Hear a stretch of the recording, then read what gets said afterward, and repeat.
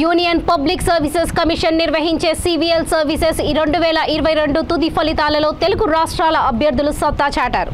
GVS Umaharathi 3వ rank, Pawan Datta 22వ rank సాధించగా శాఖమూరి శ్రీ సాయి హర్షిత్ 40, ఆవుల సాయి కృష్ణ 94, అనుగు శివమారుతి రెడ్డి 132, రాళ్లుపల్లి వసంత్ కుమార్ 157, కమతం మహేష్ కుమార్ 200 ర్యాంకు, రావుల జయసింహారెడ్డి 2017, బల్లం ఉమామహేశ్వరరెడ్డి 270, చల్లా కళ్యాణి 285, పాలవాయి విష్ణువర్ధన్ రెడ్డి 292, గ్రంథే సాయి కృష్ణ 293, రేవాయి 410, సాయి కృష్ణ 610 ర్యాంకులు సాధించారు. ఈ సందర్భంగా సిఎస్బిఏఎస్ అకాడమీ చైర్పర్సన్ బలలత మాట్లాడుతూ అకాడమీకి 18కి పైగా ర్యాంకులు దక్కాయన్నారు.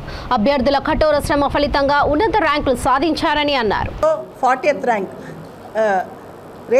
రేవయ్యది మేజర్ థింగ్ ఏంటంటే తను సోషల్ వెల్ఫేర్ స్కూల్లో చదువుకుని వాళ్ళ అమ్మ తల్లిగారు చాలా కష్టపడి తను మిడ్ డే మీల్ కుక్ అనమాట. ఆ సందర్భంలో తను ఆల్ ఇండియా 410 ర్యాంక్ తీసుకొచ్చుకున్నారు.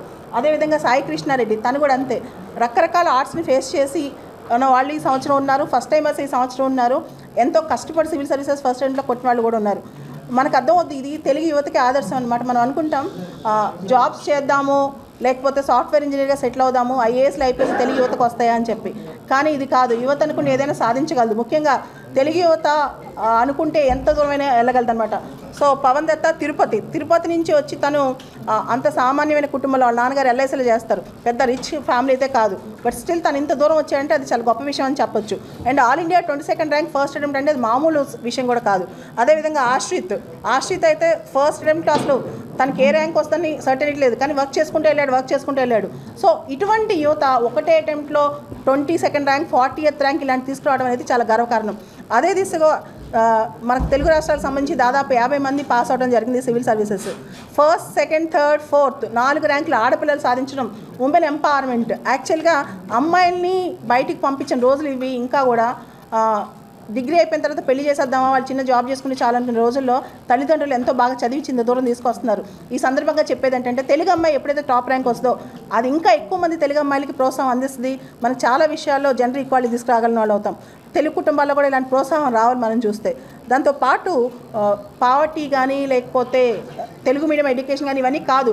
ఏ స్కూల్లో చదివామో, ఎంత పెద్ద కార్పొరేట్ స్కూల్లో చదివామని కాదు, ఎక్కడ చదివినా సివిల్స్ కొట్టామా లేదా అనేది చాలా ఇంపార్టెంట్ అనమాట. సో ఇటువంటి సందర్భంలో వీళ్ళందరూ ఇంతమంది ఇక్కడ వచ్చిన వాళ్ళే కాదు, ఇక్కడ రాలేని వాళ్ళు ఉన్నారు, రకరకాల వేరే ఊర్లో ఉన్న వాళ్ళు ఉన్నారు. సో చాలా స్ట్రగుల్ తీసుకుని పవన్ దత్తా తిరుపతిలో ఆయన ఎంత భక్తి అంటే రిజల్ట్ వచ్చే టైంకి వెంకటేశ్వర పాదాల దగ్గర ఉన్నారనమాట. అక్కడి నుంచి ఇక్కడికి వచ్చారు. అండ్ మీడియా ముఖంగా తనకు నేను సారీ కూడా చెప్పాలి, ఎందుకంటే తను చాలా చదవండి, విపరీతమైన పట్టుదల, రోజు చాలా రాసుకొచ్చేవాడు. ఫస్ట్ నాకైతే చిరాకు వేసేది, అంత రాసేవాడు అనమాట. So I'm really sorry Pawan, I have miscalculated you, but he has done it and showed it to me. మిత్రులందరికీ కూడా నమస్కారం అండి, అందరికీ నమస్కారం. సో నేను డాక్టర్ని, నేను 2014 batch. So graduated in 2020 from Sri Venkateswara medical college Tirupati అండి నేను. సో మేడం యాక్చువల్లీ మంచి ఇంట్రడక్షన్ ఇచ్చారు actually. So I'm from a very traditional family. So and madam చెప్పినట్టుగా నాది అన్నమాచార్య సంకీర్తనస్, వైలిన్ ఇవన్నీ కూడా నేను నేర్చుకున్నాను అనమాట. అండ్ నా journey with UPSC is very simple and crystal clear అండి. And there was no much, అంటే ఒక 2-3 ఇయర్స్ దీనిలో ఇన్వెస్ట్ చేసింది ఎక్కడా లేదు నేను. సో బట్ నాకు మేడం కానీ లేకపోతే డిఫరెంట్ మెంటర్స్ కానీ నాకు హెల్ప్ చేసింది ఎట్లా అంటే, ఫస్ట్ నేను ఆప్షనల్ మెడికల్ సైన్స్ తీసుకుందాం అనుకున్నాను అనమాట. కానీ మేడం గారే వద్దు, మెడికల్ సైన్స్లో మనం చాలా తక్కువ మంది టాపర్స్ని చూస్తున్నాము, సో నీకు ఆ క్యాపబిలిటీ ఉంది కాబట్టి యూ బెటర్ చూస్ ఆంథ్రపాలజీ అని చెప్పి నాకు ఎక్సలెంట్ సజెషన్ ఇచ్చారనమాట. సో అప్పుడు మనం ప్రిపరేషన్ స్టార్ట్ చేసినప్పుడు we would not be having so much of maturity to think. So నేను నేను బ్లైండ్గా వెళ్ళిపోయాను. మేడం చెప్పారు కదా, ఓకే హ్యాపీగా వెళ్ళిపోదామని ఆంథ్రపాలజీ తీసుకొని లేటర్ ఐ లీడెస్ట్ ఇట్. చాలా ఎంత మంచి డెసిషన్ తీసుకున్నానో నాకు అర్థమైందనమాట. తర్వాత ఇక్కడికి వచ్చేసరికి ఈ ఇయర్ మేడం గారిని నేను ఇంటర్వ్యూ గైడెన్స్ కోసం అని చెప్పి నేను కలవడం జరిగింది. And so it was very helpful for me. And also all the mentors, including my parents, including all the mentors from Delhi and also other mentors in Hyderabad. And నాకు పర్సనల్గా కొంతమంది friends కూడా ఉన్నారు, వాళ్ళకి కూడా చాలా థ్యాంక్ యూ. అండ్ ఇక్కడ వరకు తీసుకొచ్చిన, అంటే ఇటు సైడ్ మోటివేట్ చేసిన మా మదర్కి మెయిన్గా థ్యాంక్స్ చెప్పాలి నేను ఇక్కడ. లేదంటే నేను హ్యాపీగా యూఎస్కి వెళ్ళిపోయి యూఎస్ఎంఎల్ఈ చేసుకొని హ్యాపీగా అలాంటి లైఫ్ లీడ్ చేద్దాం అనుకున్నాను. కాకపోతే because she is a teacher, ఆవిడే అసలు ఈ దగ్గర నుంచి చూసి ఆ మిడ్ డే మీల్ స్కీమ్ కానీ ఇవన్నీ ఎట్లా వర్క్ అవుతాయి ఇవన్నీ కూడా దగ్గర నుంచి చూసి ఆవిడ నన్ను చెప్పారనమాట. అదే కొన్ని చేంజ్ చేయాల్సిన ఆస్పెక్ట్స్ చాలా ఉన్నాయిరా, సో నీలాంటి ఆఫీసర్ ఒక ఆయన ఉంటే ఇంకా బాగా జరుగుతుందని చెప్పారనమాట.